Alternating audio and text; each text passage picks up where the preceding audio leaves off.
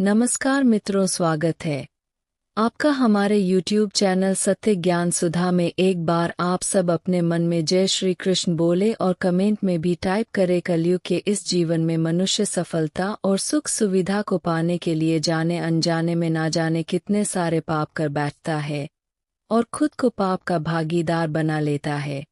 हर मनुष्य अपनी नींद चैन सब कुछ खोकर दिन रात बस धन इकट्ठा करने के पीछे दौड़ रहा है, ताकि इन पैसों से वो अपना और अपने परिवार के लिए सुख सुविधा के सारे अत्याधुनिक साधन जुटा सके। कलयुग में लोग कैसी कैसी हरकतें करेंगे। कलयुग के इस दौर में कोई व्यक्ति सत्य और ईमानदारी पर भरोसा नहीं, बुरे कर्मों में लिप्त रहेगा। वासना सबसे बड़ा धर्म बन जाएगा। अभिचार और भ्रष्टाचार चरम पर होगा। कोई भी महिलाओं और लड़कियों का सम्मान नहीं करेगा। कानून केवल पैसे वालों की तिजोरी में बंद रहेगा। सभी की पहली जरूरत भौतिक सुख पाना होगा और किसी को भी भक्ति में दिलचस्पी नहीं होगी। संतान अपने माता पिता को बहिष्कार कर उन्हें अकेला छोड़ देगी। पति पत्नी विवाह जैसे पवित्र संस्कार को भी कोई मायने नहीं रखेंगे। लोग अपने माता पिता का अनादर करेंगे। धर्म और कर्म में मानने वालों की संख्या कम हो जाएगी और हर और पाप ही पाप होगा। कलयुग में बढ़ते इन पापों के बीच भी व्यक्ति भगवान श्री कृष्ण द्वारा बताई गई इन 4 बातों को ध्यान में रखकर अपनी जिंदगी को आसान बना सकता है।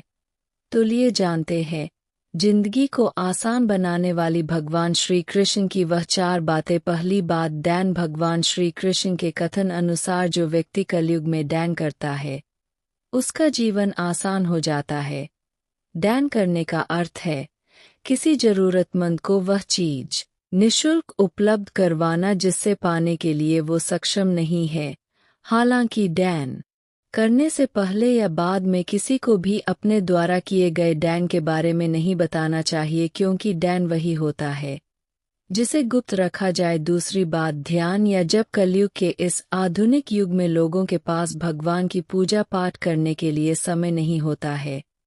आज के इस दौर में बहुत कम लोग ही ऐसे हैं जो रोजाना ध्यान और जप करते हैं।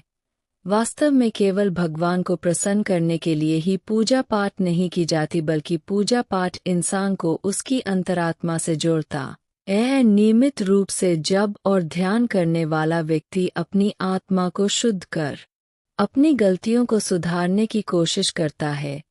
तीसरी बात, आत्मसंयम। कई बार ऐसा होता है कि पैसों के पीछे भागते भागते व्यक्ति का मन और दिमाग दोनों एक दूसरे से विपरीत दिशा में चलने लगता है और जाने अनजाने में व्यक्ति कोई ना कोई धर्म कर बैठता है। लेकिन भागवत गीता में भगवान श्री कृष्ण द्वारा दिए गए ज्ञान के अनुसार मन और बुद्धि दोनों को काबू में करने के लिए आत्मसंयम का होना अत्यंत आवश्यक है। चौथी बात, सत्य बोलना। कलयुग में सत्य पर सत्य इतना हावी होने लगा है कि सत्य और सत्य का पता लगाना किसी भी इंसान के लिए अत्यंत मुश्किल हो गया है।